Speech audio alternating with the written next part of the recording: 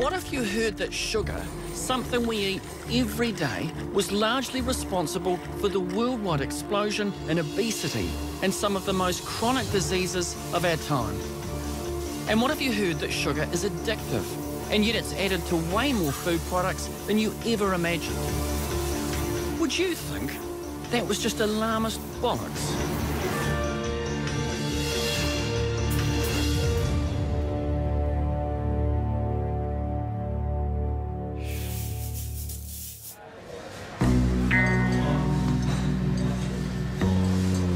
So the first time I heard all about the sugar being toxic stuff was an American bloke on the telly, and to be honest, I just rolled my eyes because it seems like everything's toxic and bad for you these days. And I don't have a lot of sugar. I have some in my coffee, I have the occasional cronut, and I figure I'm allowed because I exercise. So I just thought, well, how bad can it really be? To find some answers, I'm going to meet one of the world's most vocal critics against sugar. He's the man I saw on the telly, Professor Robert Lustig, and he's become a YouTube sensation. So we are being poisoned by this stuff, and it's been added surreptitiously to all of our food, every processed food. Okay? And the question is, why? How did this happen? Professor Lustig is now internationally sought after for his potent anti-sugar message. Three things that sugar does that these other foodstuffs don't.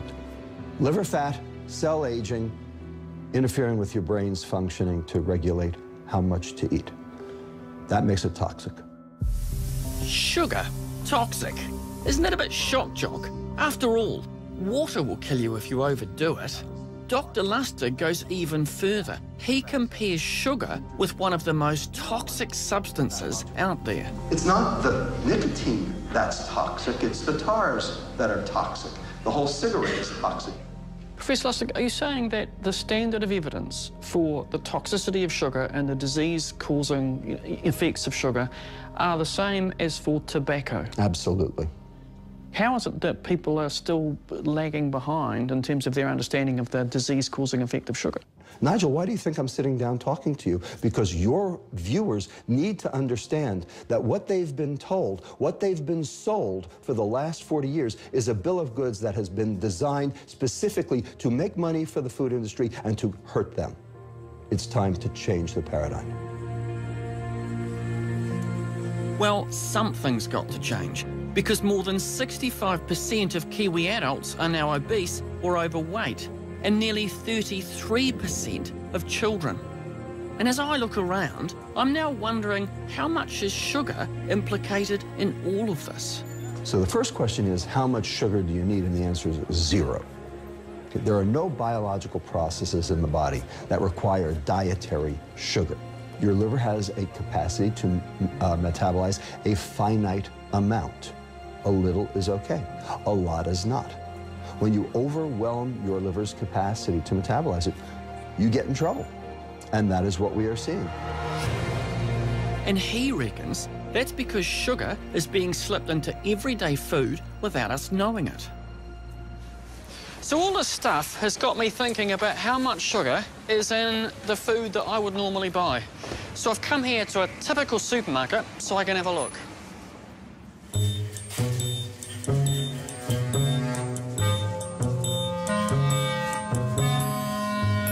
Right, so spreads. Now, some of the stuff is obvious. You know, your chocolatey, nutty spread, you think that tastes nice. That's bound to have heaps of sugar, and it does.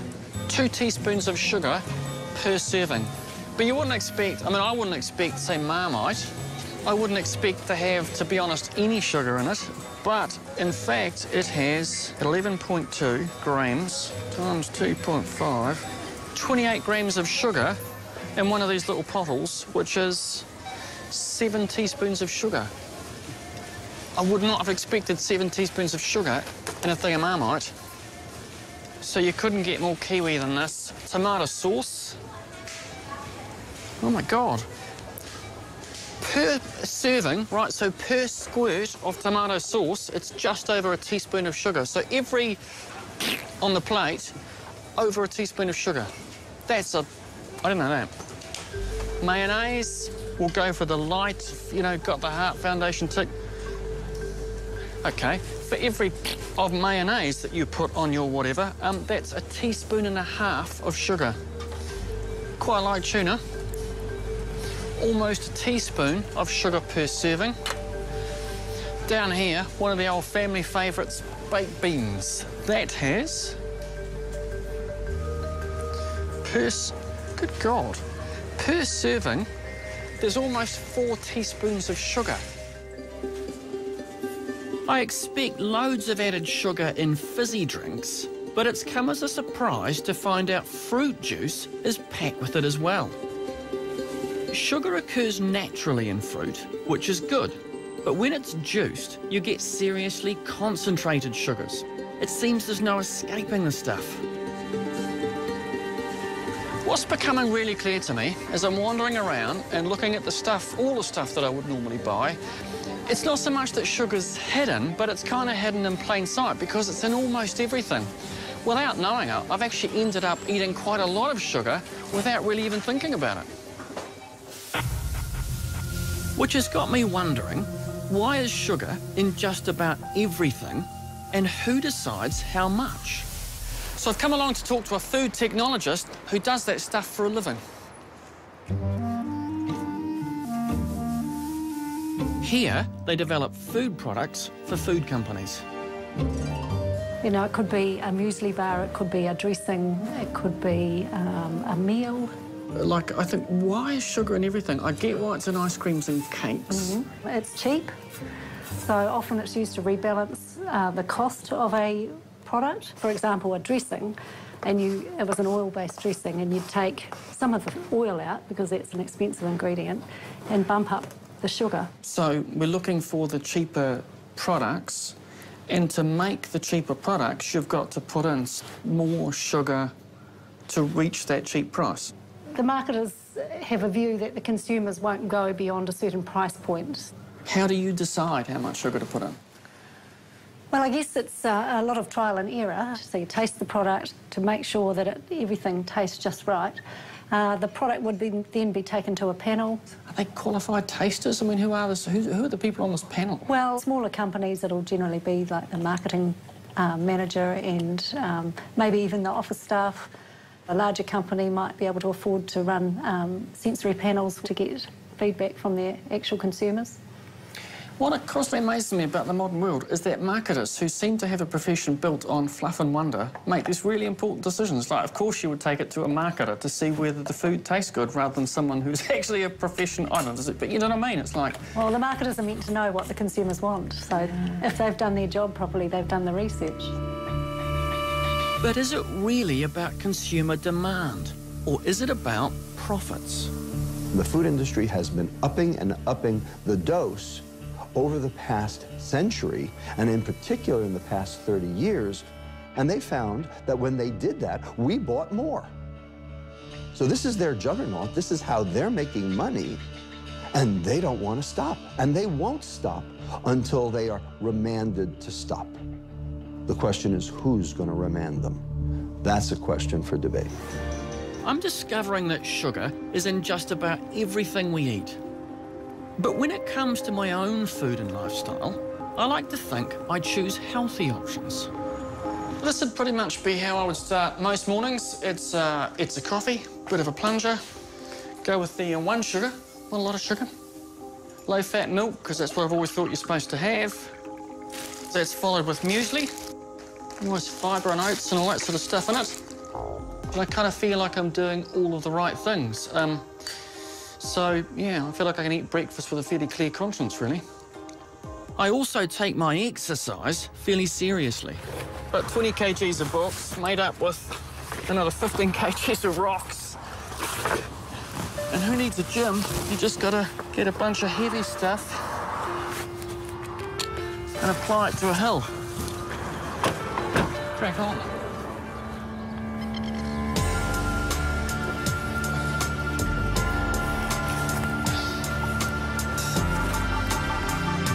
I know this probably seems quite mad to most people, but I've always subscribed to that pretty well-accepted theory that it's calories in, calories out.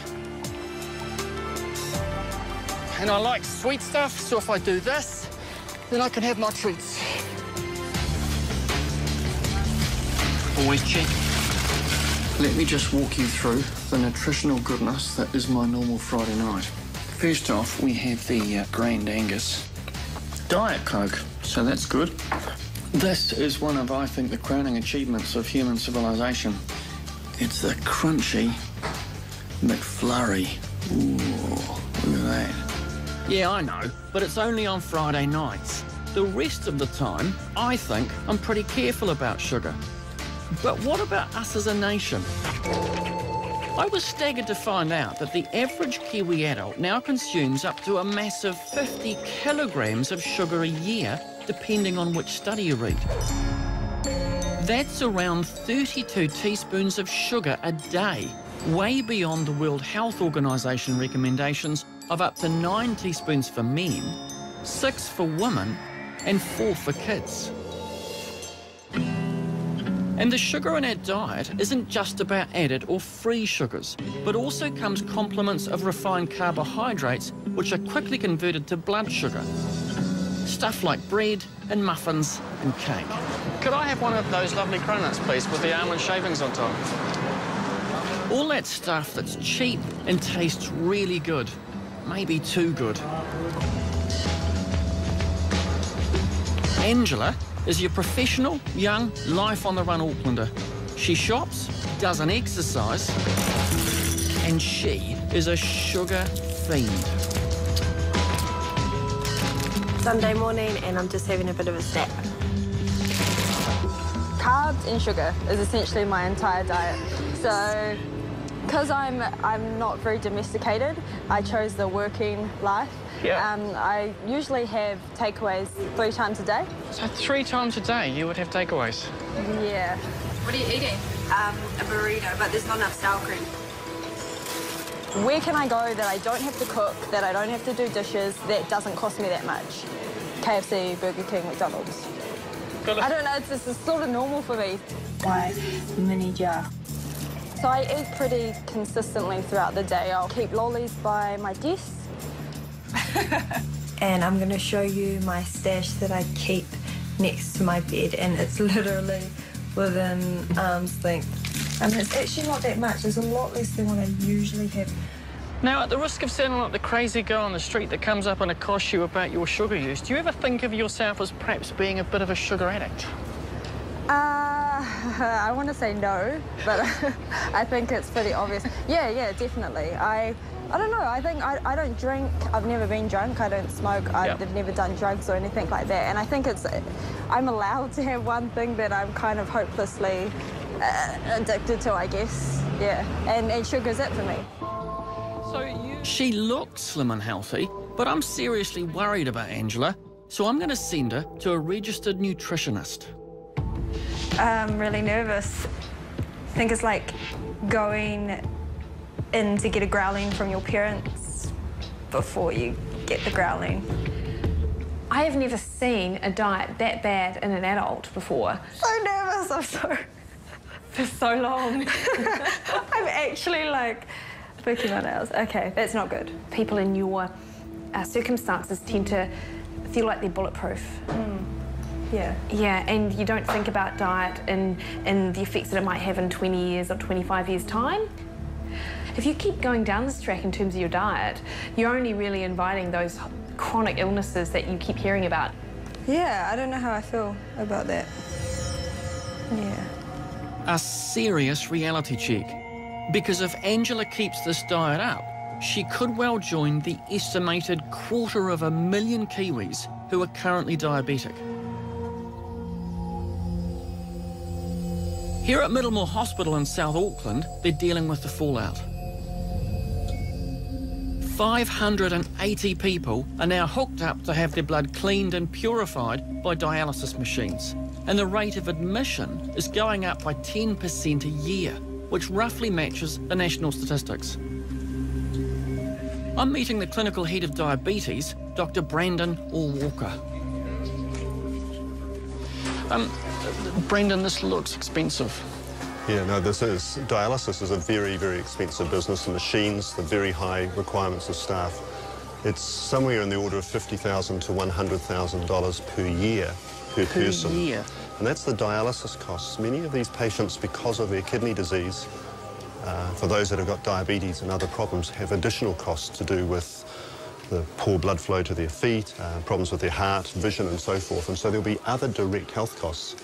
But even above that, there is the cost that many of these people are people who could be working, who are now having to interrupt their lives to be stuck on a machine. So it has indirect costs which are far, far greater. It's a huge burden on the health system. So, like, fundamentally right now, there may well be millions of dollars of health costs just in this room. Absolutely. Just now. Absolutely. Useful. Māori and Pacifica are most prone to this disease. It's affecting young and old and is largely obesity-related. What's your view about the connection between sugar and obesity and diabetes and all these health problems? Oh, there's a very clear link between sugar consumption and carbohydrate consumption and diabetes at a population level. Early intervention could have made the difference, but instead, Middlemore is landed with the high cost of intensive care after the fact. As a clinician, as someone who works with this stuff, how should we, as the general public, think about sugar in our diet? The simplest of those really is to reduce sugary intake, and the simplest to identify that adds no other nutritional value would be to reduce the consumption of sugary beverages. Are you having much pain in your foot from the operation? No. No? So, Nigel, Mr. Chan's a patient similar to those we often see in hospital who's got a lot of complications from his diabetes. Those complications resulted in infections and amputation of his big toe. But he's also got other complications. He's got some difficulty with his eyes and his kidneys and his nerves. What do you think caused your diabetes? Well, in fact, I was taking too much sugar. That's what it happened to me.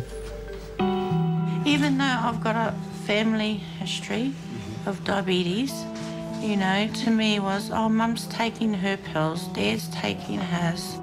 Marilyn is 53. She's had diabetes for 20 years and has a long list of related complications. My retinal have come away from the walls. I've got cataracts forming in both eyes. Yeah, I've had a stent put in. In your heart? Was last year, yeah. Coronaries. How often are you having dialysis and how much time does it take? 3 days a week I come, and I'm on 4 hours. 4 hours for each of those times that I come. What things now, you know, if you had your time again, would have made a difference for you, do you think? My diet. Eating all these sugary things that I shouldn't have been. What sort of things were they thinking about just in any day? I was eating a dozen apple donuts. Truly? Truly. And eating chocolates and lollies and, you know, heaps of sugar in my cup of tea and How many teaspoons? Teaspoons of sugar, I'd have about 4. Marilyn, people talk about that you can get addicted to sugar, that you kind of have to have it. Did it feel like that for you when you were having lots of sugar? I had to have my lollies, you know, the really sweet, like a packet of jelly beans. That amount of sugar is a lot. I had to have it. For me, this is what happened to me with my love of sugar. I love sugar too, but all of this is starting to give me a few nagging doubts. What about my blood sugar levels? So I'm going to have my blood tested for good measure.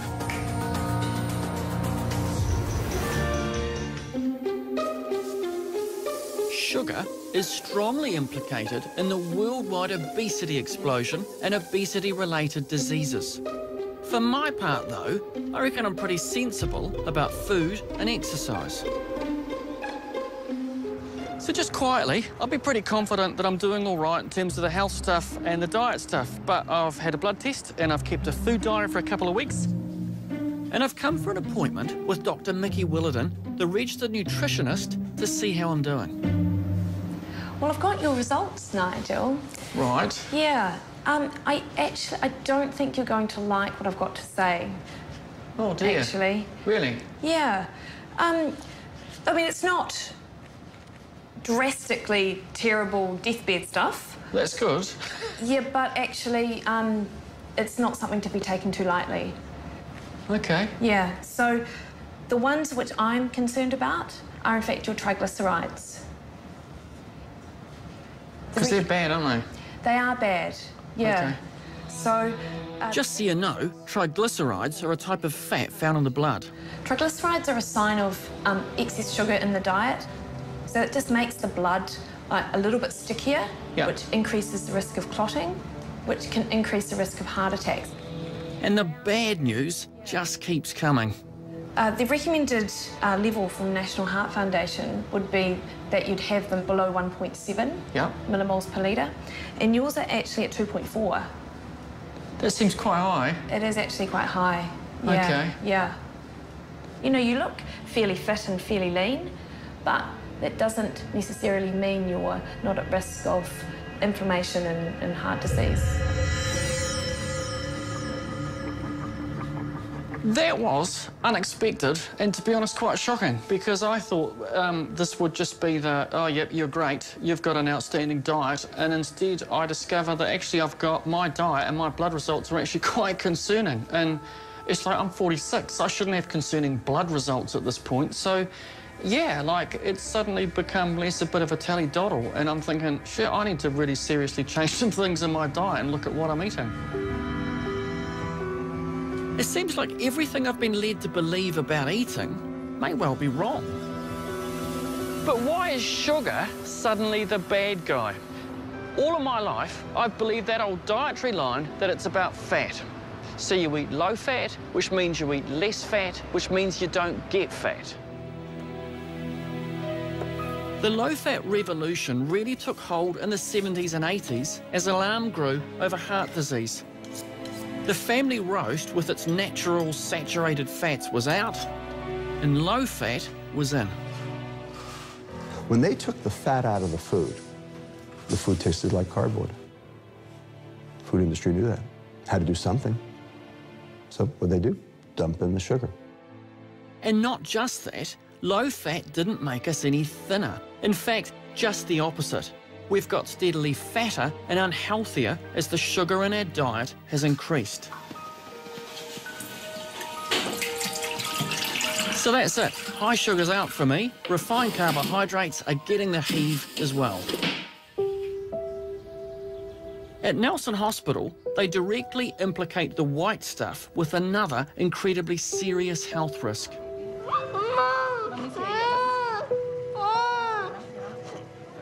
Keep talking to her. Take good care of her. This time, it's the impact soft drinks and juices are having on children's dental health. I'm in the theatre with Dr. Rob Beaglehole and his team. What size problem are we dealing with here? In terms of the number of children having their teeth extracted each year, it's a huge number. Last year, 34,000 children aged under 14 had one or multiple teeth extracted for dental reasons. And we also know that this number has been increasing year after year. So, Rob, because even to a muppet like me, that looks like this thing's gone wrong there. Well, that's right, Nigel. What I can see here is that all of these front teeth here have holes, or dental decay. Yeah. That these shadows here are decayed. What we can also see is the permanent teeth up here. Mm-hmm. So, unfortunately, this tooth here, which has decay into the nerve and is black in the mouth, is going to need to be extracted. It's worse than I imagined and totally preventable. That tooth's coming out.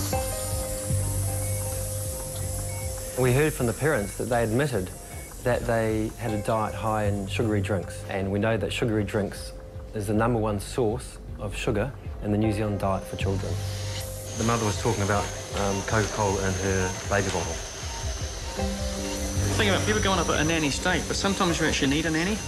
But this general anaesthetic is costing approximately $5,000 to taxpayers. Yeah. I guess the thing that really struck me is standing watching this, the room was full of anaesthetists, there were dentists, there were house surgeons, there were theatre nurses, there was all the kit that was in there was 3 hours worth of theatre time, and I just kept thinking, like, none of this needed to be. In the end, this little girl had 6 teeth extracted under general anaesthetic. which is a potentially dangerous procedure at the best of times. What implications does it have if you lose 6 teeth? Well, she's going to have eating problems, she's going to have aesthetic problems, socialising problems, and also, unfortunately, she's going to have major orthodontic issues, which is going to involve complex orthodontic treatment later down to try and move the teeth around. And as I soon learned, she was just one of several treated by Rob and his team today. How old is this child again? She's just turned 2. Just turned 2. On these front 4 teeth, there's actually no tooth surface left. All we can see is roots. So this child has been in a lot of pain. So this literally, the soft drink has dissolved the tooth to the gum line. To such an extent, and it may have only taken about 6 months for this to happen. But we can see that the nerve is actually bleeding. I haven't even started yet.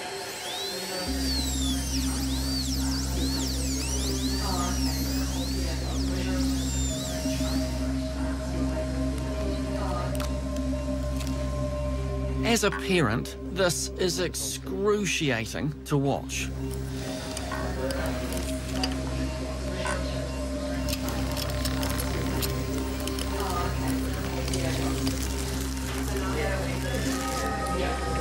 Look at that infectious as well.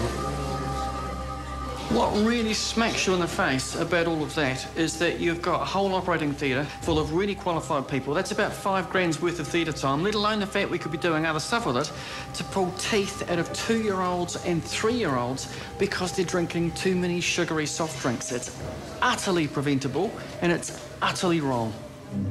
So just how much sugar goes into the soft drinks that are rotting our kids' teeth? So the likes of this one here, right, your pretty standard 1.5 litres. Divided by 4, we get 40 teaspoons. 40 teaspoons of sugar. Out of the 33,000 items that are sold in an average supermarket, that is the #1 selling item. This is green. That must be good. Surely it's green. This one's worse. It's got 12.6 grams. We get 47 teaspoons of sugar. So this has the better part of 50, if we're going to round it up. Almost 50 teaspoons. 47 teaspoons of sugar. And this is your standard kid's birthday party fare? Exactly. And if we have a look at this product here, this serving size is 1 and it has 600 mils. We get 16 teaspoons of sugar. And if a kid has it? Then they're having 5 days worth of sugar. So this is in one hit. 5 days worth of sugar in a bottle? Exactly. Good God. I'm genuinely surprised by this. I had no idea. So now, I want to find out what the food industry has to say. In discovering just how much sugar we all consume, I've made some quite big changes to my own life.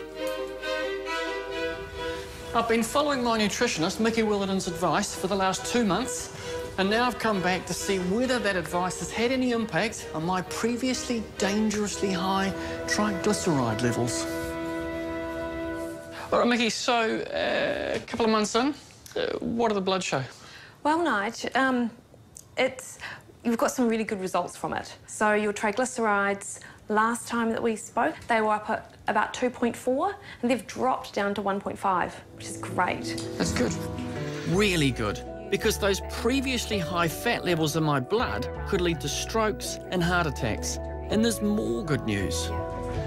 I lost about 3.5 kg in about 10 days. And it's all here. Like I've gone in a belt size. Don't waste time. Big implications for me, and there are potentially big implications for the world economy as well. Credit Suisse, one of the world's leading banks, has also weighed into this debate, directly linking the consumption of excess sugar with the worldwide increase in type 2 diabetes, obesity, and a thing called metabolic syndrome. Metabolic syndrome includes high blood pressure, high blood sugar, excess cholesterol, and body fat, all of which increase your risk of heart disease, stroke, and diabetes, and brought on in large part, Credit Suisse claims, by too much sugar. They surveyed GPs in Europe, Asia, and the US, and 90% of them believed that that was the case. Food industry doesn't want to hear this. This is anathema to them. So what do you think they're going to say? Shonky science, lousy, poorly done. Who's this American? We don't believe it. We're going to keep doing what we're doing.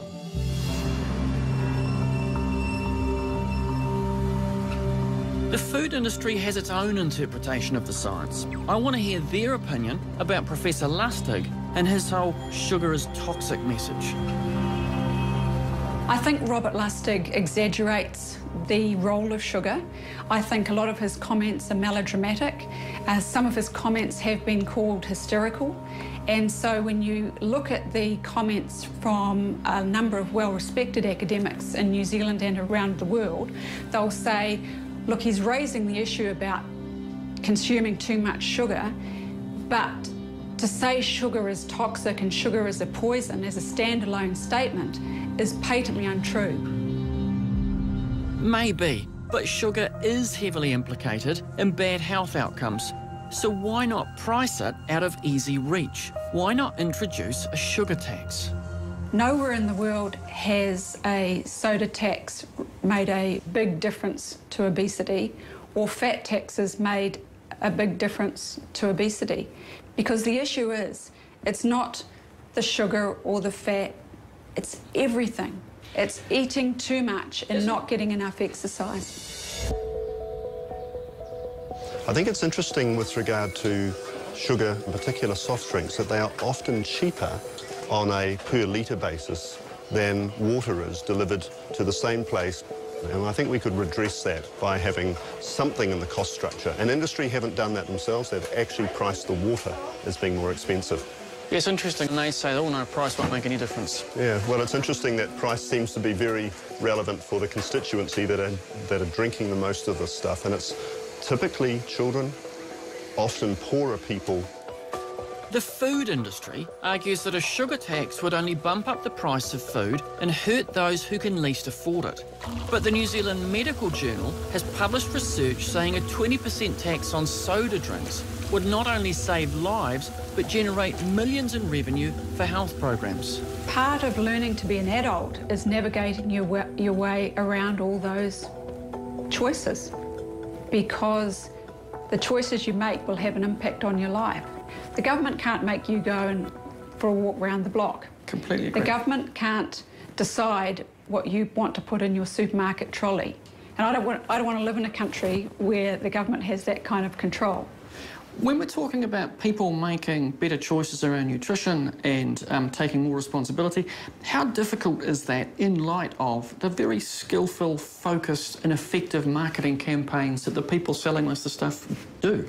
Let's not pretend for 1 second that any marketing campaign can force you to take something off the shelf and put it into your trolley. It still comes down to personal choice and understanding how important moderate eating is. But the psychologist in me, and I can't help being one, says that they are very good at influencing our behaviour. I mean, so I guess what I'm asking is, in the context of... I have a different view. I think advertising campaigns give me the information that I need as a consumer, but I'll decide what to put in my trolley. It's all very well to talk about personal responsibility, but how's this for a little bit of persuasion? I've just been to the supermarket and bought 3 1.5 litre bottles of soft drink for $6. $6. And a lot of the people that I've been talking to say they feel there's little or no personal choice in it because they're addicted or at the very least habituated to sugar. So isn't it time the food industry stepped up and took more responsibility? Ultimately, the food industry doesn't care what they sell you, as long as they sell you. As long as their profits are untouched, they'll sell you anything you want. And I'm not against the food industry making money. I am against the food industry making money by selling things that hurt people. So it has to be government level and it has to be across the board because... I don't see any way around it. I don't see how government can stay out of it. Because how can the food industry work in concert without governmental leadership?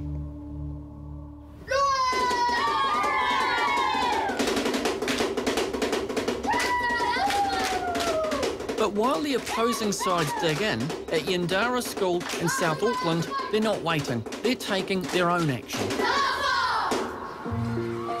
Here they've banned soft drinks and they're encouraging real lifestyle change. So how entrenched was all that fast food, sugary drink stuff when you first started? Oh, incredibly entrenched. It was just the junk food was who we were here. We didn't see any healthy food. We didn't see fruit. We didn't see bread. We didn't see water. So we would see the takeaways coming in for lunch. We would see the takeaways coming for breakfast. That was who we were at that time. And there's been a marked ripple effect.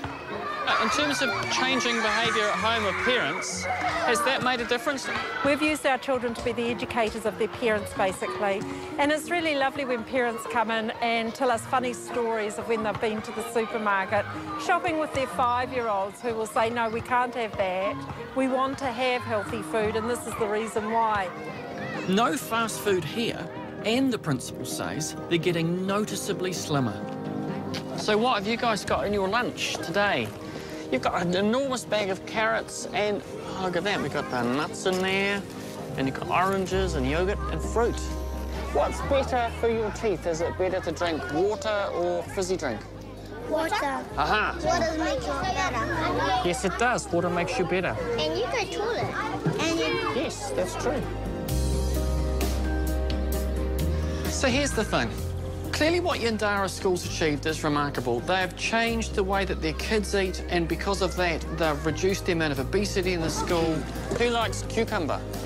Oh, the kids are better in class, their families are changing, and it's changing the wider community as well. It's all very well to talk about personal responsibility, and a lot of people think that's just people should sort stuff out for themselves. The truth is that that's not how you change behaviour. The psychology of how you change behaviour is you need leadership, and you need focus, and you need follow-up, and you need people to steer the process. It's what the team at Yandara School have done, and it works. Sugar is utterly entrenched in our way of life. Now, so is diabetes. It's one of the greatest health crises we currently face. Every day, it's estimated another 50 Kiwis are becoming diabetic. Every country on the planet has seen an uptick in obesity. But worse yet, we have seen an uptick in diabetes that actually outclasses the increase in obesity.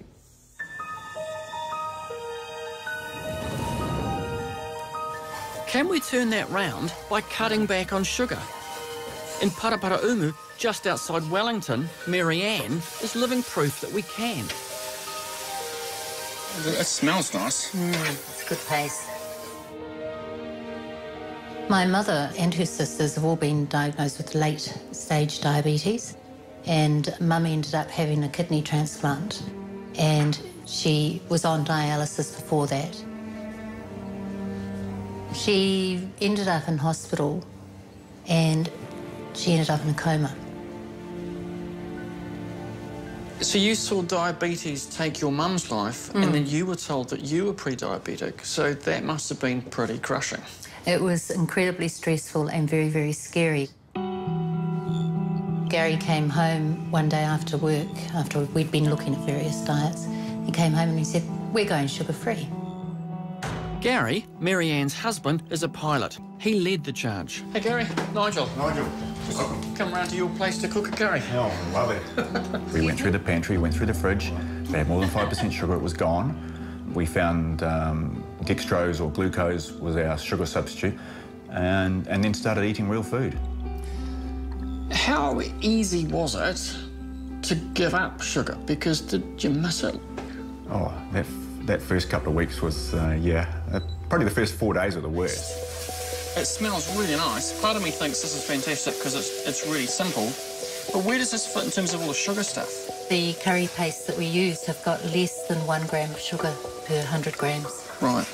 And we advocate with sugar-free cooking that it's not actually sugar-free, but it's within 4 grams per 100. So you're not like a total zealot, like you don't treat it like it's just toxic. You'll still have a little bit in there. Yes. But you just keep it at that lower end. That's correct. That simple choice has had a profound effect on Mary Ann's life and health. What difference has it made for you in terms of the physiology?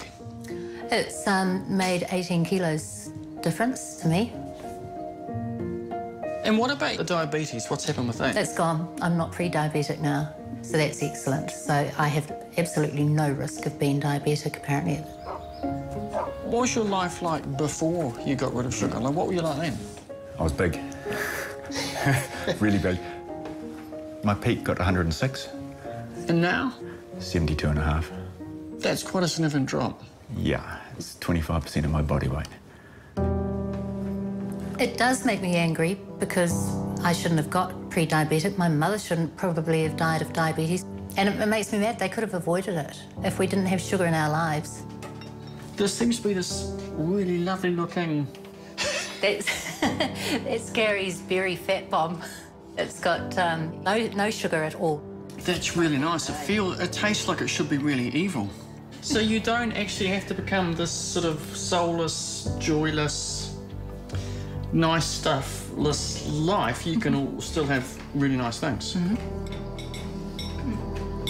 The results speak for themselves. Here are Gary and Marianne enjoying good food and good health in large part by cutting right back on sugar.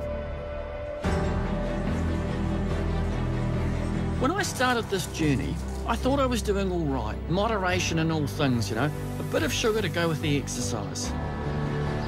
Turns out I was far from all right. My blood count was too high in the fats that cause strokes and heart attacks. I discovered that our sugar-rich diet and the volumes of soft drinks we're swilling is tipping us into a crippling health crisis. Kids are coming into the hospital having their teeth out in record numbers. What we do know is that we don't give our 2-year-old kids tobacco to smoke, we don't give our 2-year-old kids alcohol to drink, but we do give our 2-year-old kids soft drinks to drink. Well, it's pretty straightforward. It's to reduce sugary intake, and the simplest to identify that adds no other nutritional value would be to reduce the consumption of sugary beverages. The question is, how much proof do you need before it's time to make a change? We need to turn this around. This is a public health crisis, and there's only one way to do it. Get the sugar out of the food. Well, I cut sugar, and result, my bloods came right and I lost weight. Sugar is now implicated in all sorts of diseases. I've looked at the research and I'm convinced. Sure, big portion sizes, processed foods and a lack of exercise also contribute. But we can't force people to exercise. We can do something about reducing sugar. If we don't, the burden on our healthcare system doesn't bear thinking about.